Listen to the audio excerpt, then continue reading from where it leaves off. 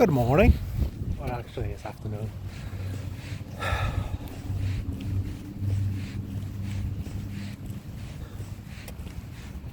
Today, I think I want to talk about Ukraine.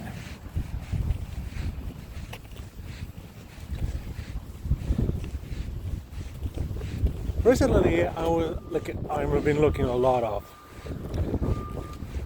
pro-Ukraine supporters, pro-Russian supporters about this entire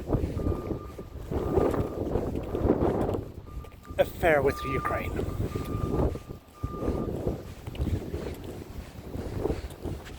And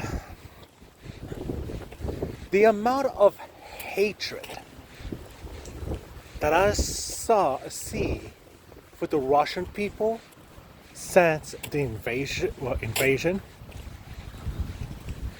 it is absolutely immense.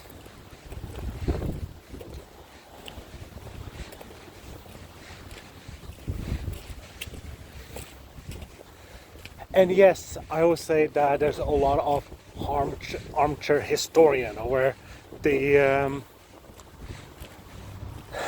only know about the battle, the whole Ukraine affairs from the last few months. And a lot of people didn't follow the issue of Ukraine for years. I fully understand that. And I will be one of the first ones to admit that I have not followed the entire I didn't know anything of the Ukraine affairs. I've been following a lot of world politics and trying to find other sources of different affairs across the globe. And it was not until recently I learned about Ukraine.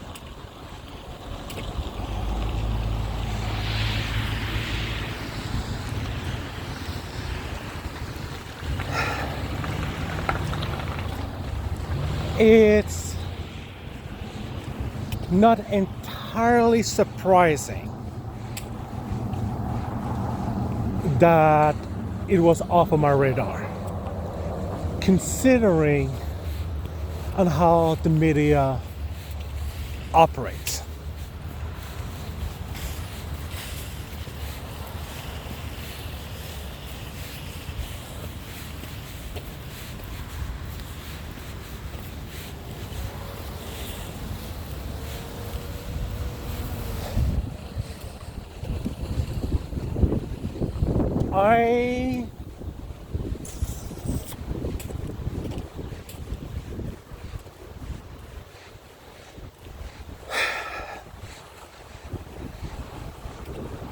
I've been more focused on Western history. I've been looking the different forces that's been happening from the West. Like, I'm talking about colonization, the USSR versus the United States, the post-war conflicts, all of that. And looking into Iraq, Afghanistan, Yugoslavia, so on and so forth. China. So yeah, I have been looking at those conflicts and the involvement of the US, and what the US is doing throughout the globe, what the US is doing within its own borders, and how the US impacts Canada, Europe. And Ukraine was very much off of my radar. Even though technically I am Ukrainian descendant.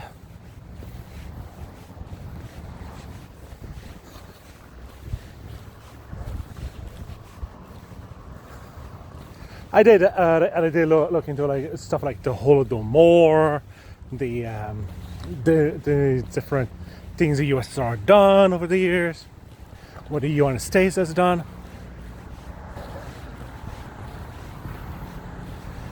And during this conflict, there's a lot of things that kind of really came out.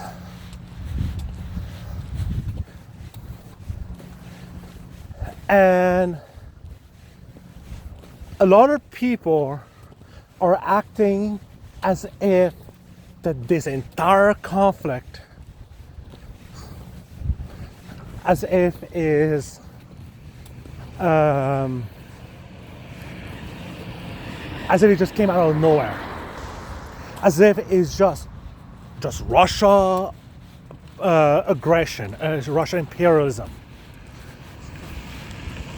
And one of the things that I noticed a lot from pro-Ukraine supporters, they will say that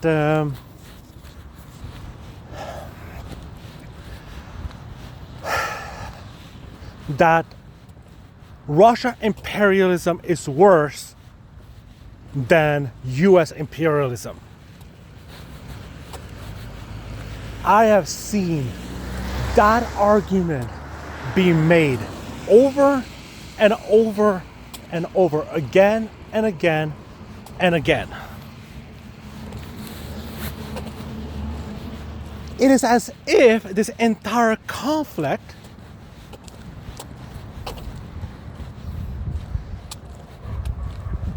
the entire West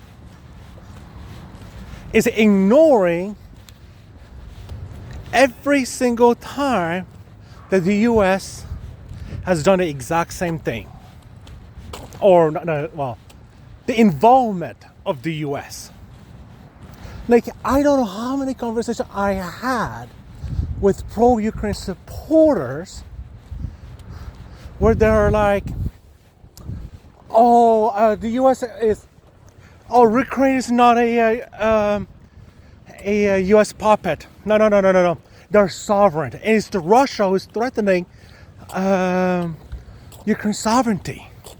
And the 2014, that was not a U.S. coup. No. That's just Ukrainian who revolted against a Russia puppet.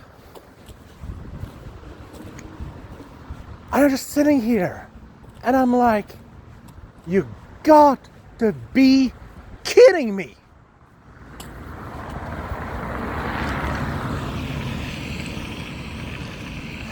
And I don't understand this entire denial of the US imperialism. The US is the world's greatest tyrant that the world has ever seen. But I've seen pro-Ukraine supporters like Dylan in Dylan Tube or something like that on YouTube, where he very much a pro-Ukraine supporter, and I'm seriously thinking that I need to debate him.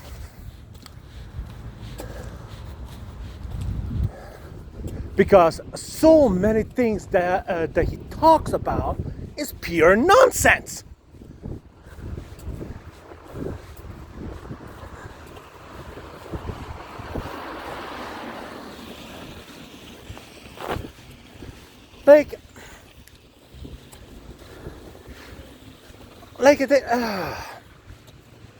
There's so much disinformation, there's so much propaganda that it is extremely difficult to even begin refuting all the nonsense. Let's pick one example.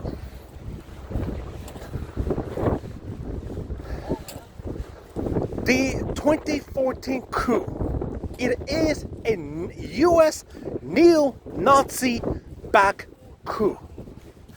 That is a straight fact.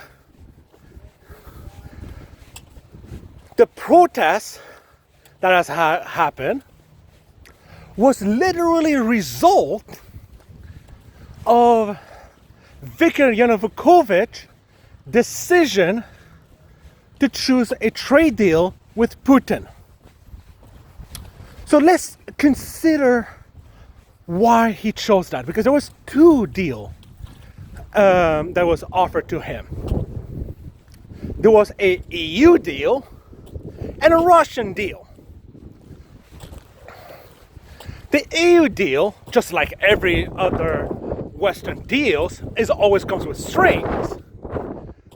More specifically, austerity measures, where basically says, screw the worker, we're going to deregulate your economy, we are going to put policies where we're going to remove free healthcare, we're going to remove safety nets, we're going to remove anything that is beneficial to the worker. That is austerity. That is the prime policy of neoliberalism since 1980. And guess what? It is a total disaster from the beginning. It has never worked, whether it's Eastern Europe, Western Europe, or North America, or anywhere else on the bloody globe. You know what he does? It makes the rich richer and the poor poorer. The rich guy on top gets all the wealth, when the people on the bottom gets scraps. And generally speaking, there are some reports coming out now that there was a 50 trillion wealth transfer from the bottom 90% of the population to the top 1% in the last 40 years in the US alone. We also know that Eastern Europeans are bloody screwed. But it's like, but our life is so much better than under USSR. Really? Is it? How is it that the crime rate keep going up? Why is it that patriarchy is getting more severe in Eastern European? Why is it that your workers are being stolen to other countries? Basically having a brain drain in your countries into Western Europe. That is not helping your country. That is destroying your economy. That is what neoliberalism is all about. That is what capitalism is all about. And the austerity measure never bloody works for the regular masses. But of course, the US knows your hatred. They knows Ukrainian and Eastern European has a deep seated hatred towards Russians. So they're going to use that hatred against Russia. And they're going to use policies that is literally going to destroy their economy, and they're going to call that freedom. The freedom of die, basically. And not have a good life. Does that mean the USSR was perfect? Absolutely not. There's a lot of problem with the USSR. I'm not saying that. But the point is the life of the people better when you are starving on the street? No, you're not. You just simply create an illusion that your life is better. So what is happening in Ukraine?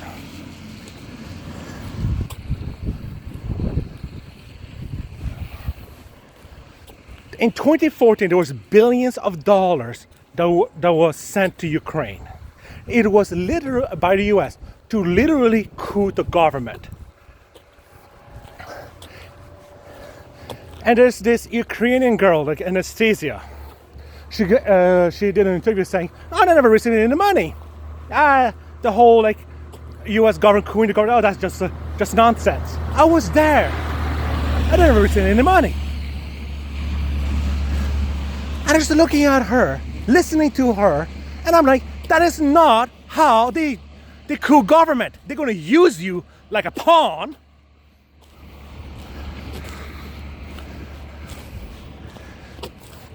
And they're going to use other forces, like specifically the most extremist, and use them to coup the government. The peaceful protests, for them, you're a joke. You're not going to coup a government if you just do some peaceful protests. That is not how you change things. Unless the business, the people in power are actually threatened, then nothing is going to change. That is the basic truth of any revolution. As much as I hate to say that, I prefer saying peaceful protests and all that, and there are times the peaceful protest does make a difference. The vast majority of the time, it makes no bloody difference.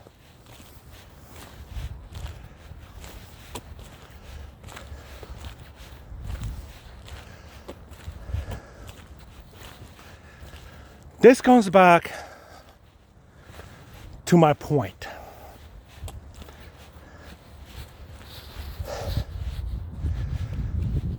Ukraine nationalists took power in Kiev. And the US government installed a pro-US government. It does not matter if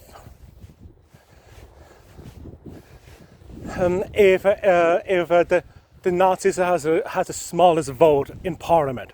Like, so what? So what? That doesn't mean they actually doesn't have any power. Think about the capitalists, the oligarchs, who controls Congress in the US. Do they have a party? No, their party is both the Republicans and the Democrats.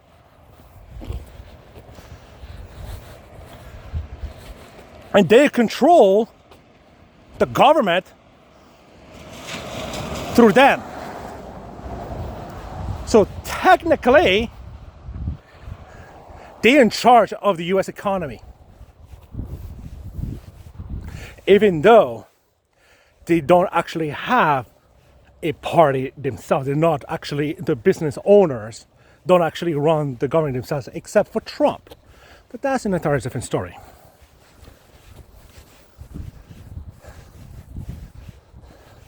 My point remains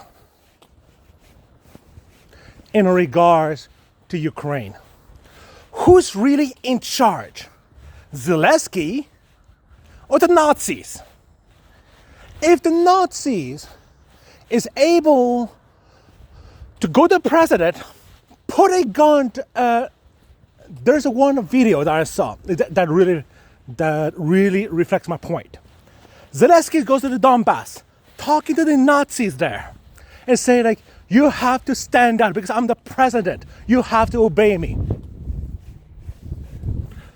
The Nazis just give him the finger and they tell him to screw off or they're going to kill him. And the next thing you know, he just let them do whatever they want. Who's really in charge here? The president or the Nazis? So the entire narrative that it's not a Nazi regime is pure BS. I don't buy it. Oh, he doesn't even consider the fact that I've seen Zelensky a video where when Crimea went to Russia and they shut off the water, he literally mocked them, the Crimean people, for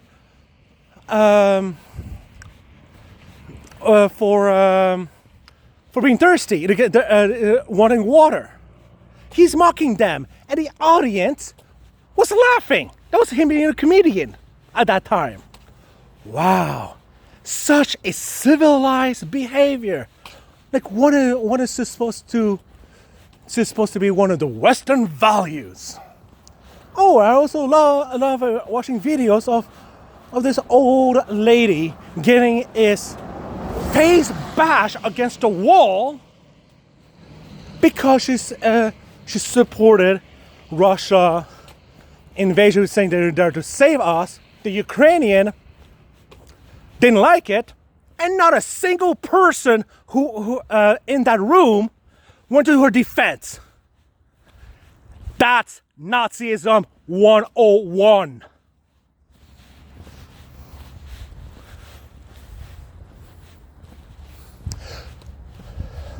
So I have very, very, very little respect for those who says that Ukraine has no Nazi problem.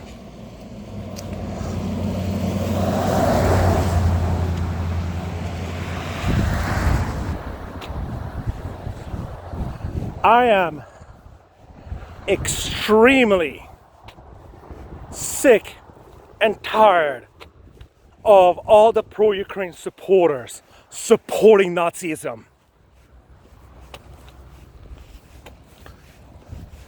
But you're going to say that's Russia propaganda. But what about Russia imperialism? But what about Putin imperialism? That is such a red herring of the entire conversation. You're not going to deal with the problem that the country has. That's literally what Nazis was founding upon.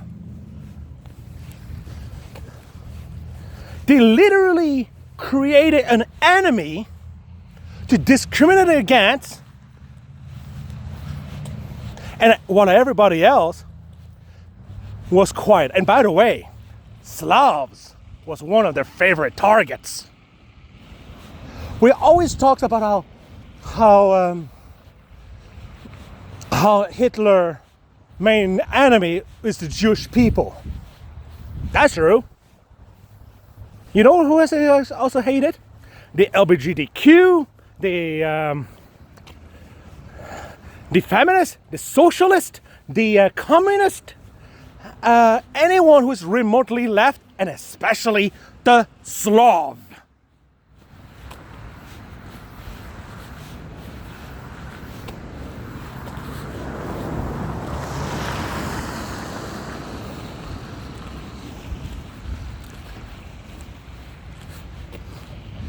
And guess what? The Ukraine nationalists during Nazi Germany, they supported Hitler. They partook in the Holocaust.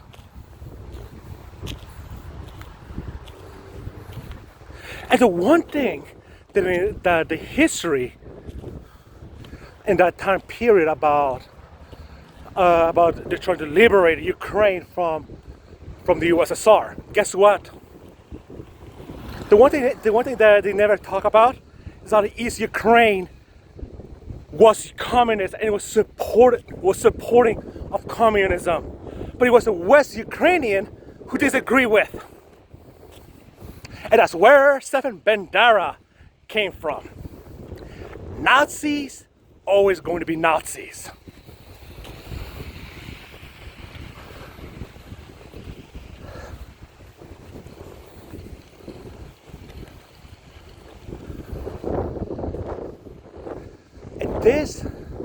And the entire history of that time period, the entire concept of the Holodomor came out of the Ukrainian Nazis. It was them who promoted the myth of the Holodomor.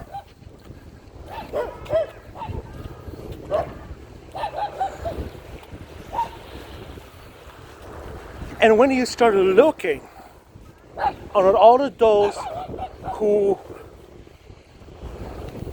who says communism is bad in that time period, somehow they always end up defending Hitler and fascism. Like, one of my favorite things that I've learned was the whole thing about the 100 million death of communism. You know what? A large percentage of those deaths was German Nazis.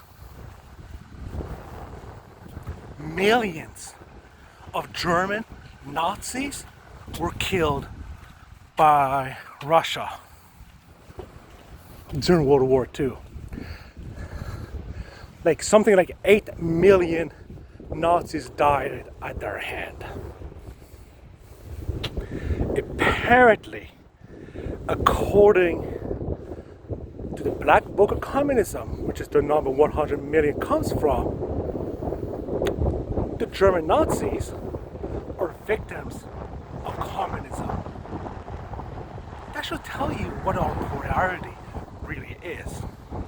And that's only the beginning of the problem of the Black Book Communism. There's lots and lots of problems. But I'm going to leave that for another day. The point I am highlighting is that the West has been forging a false history for a very, very, very long time. For the longest time, I believed that people just simply didn't care about history. That's why we repeat history. That entire view changed. It's not so much that people don't care about history. There are some people who don't. Don't get me wrong. There's lots and lots and lots of people who don't. But what I actually came to learn is that people don't understand that they're being lied to. They don't understand that their history is being rewritten to fit a narrative. And it's extremely difficult to change that narrative.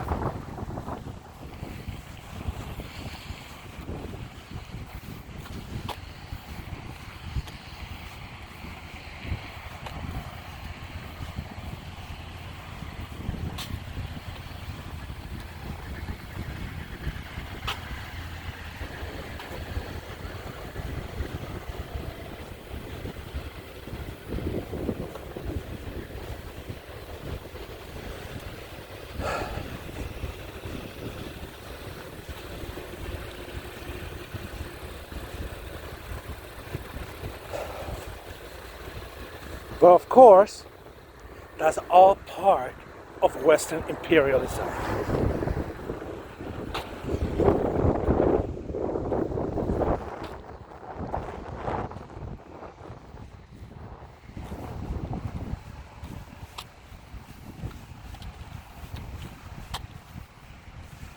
And I'm really, really tempted to have a debate with Dylan.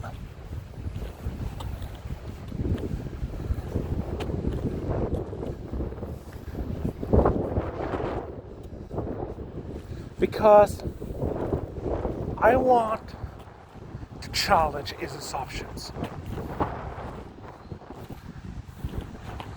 I want to challenge his worldview. I want to challenge his concept of democracy. I want to challenge everything that he thinks he understands about the world. I'm probably not going to be able to change his mind, since usually debates don't actually change people's mind. He only polarizes people into corners. That's the nature of debates. But at the same time, out of any interview that I watch, he did, no one truly pushed him. Here's 3 examples on top of my head where if I was debating him, I'll be like, you're completely wrong here. 1, he argues that US imperialism is not that bad. It's not exceptional. It's not the worst. It just is. I know some things that US has done that was actually good. Like Vietnam, Korean War, Iraq, Yugoslavia, that kind of things. Or it is believing that Taiwan is a country, which is not.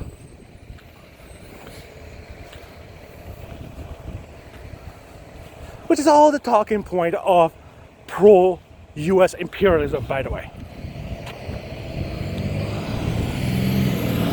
Secondly,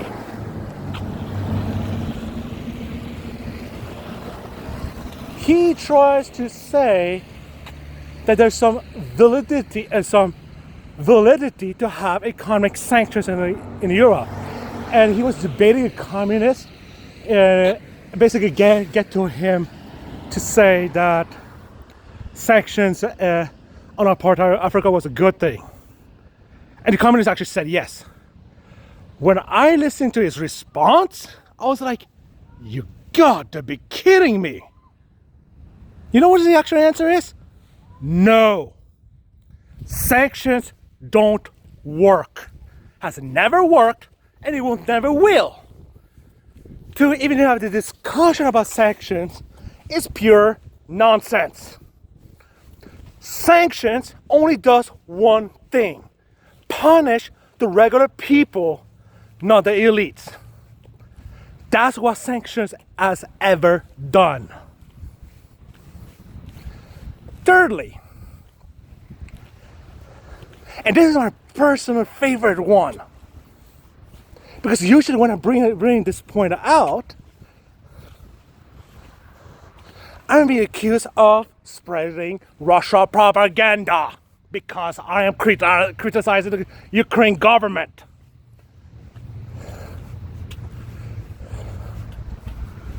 Because after all, if you do any criticism towards the West or the Ukraine government, you're spreading Russia propaganda.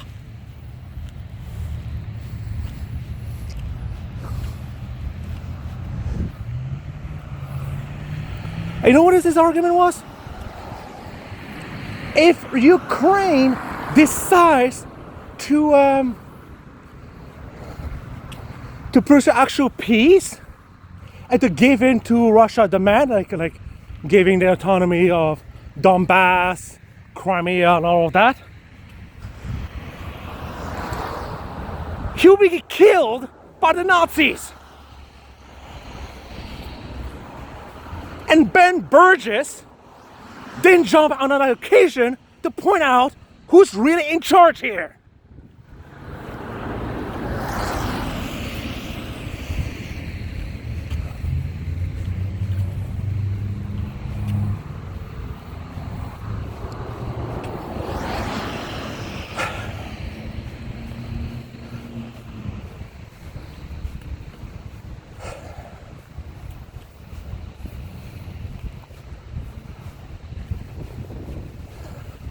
And yet, if I had at this point, I'll be called a Russia propagandist.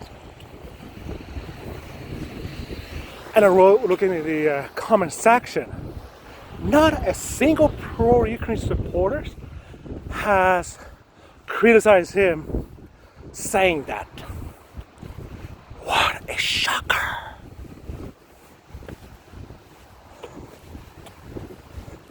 This entire war made me realize something. Because I essentially thought that after the whole the whole Iraq War has been proven to be a false, and all the people who says, oh, here's the issue, weapon of mass destruction has been proven false, all that jazz. You would think that people will learn from it, to not trust the lies of the U.S. Nah, didn't happen. We continue to fall the same bloody propaganda machine that's been happening since the founding of the U.S.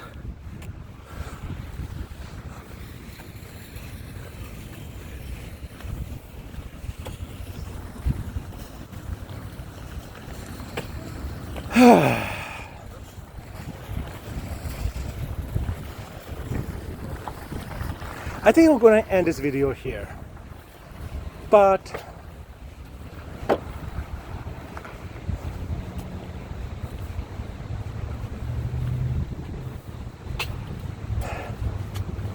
I might actually and I'm seriously considering to contact Dylan.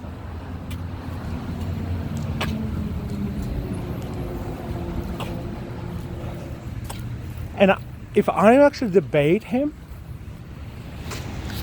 the 3 arguments I will be making right here is going to be these 3 points. 1, U.S. is not one. The U.S. is the world's greatest tyrant as the world has ever seen. Period. And they're far worse than Russia could ever hope to be.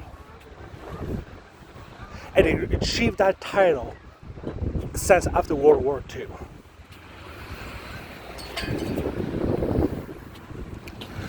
2, capitalism is anti-democratic. So Ukraine is not a young democracy.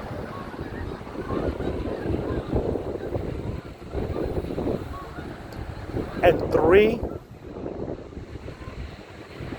Ukraine is a Nazi state.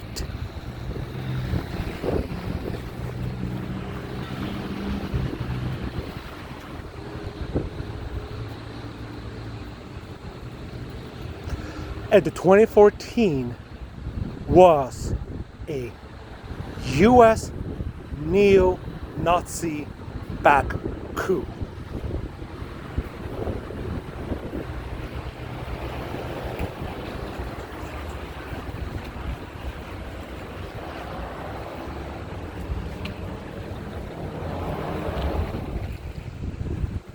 I think I'm gonna leave it here. Have a nice day.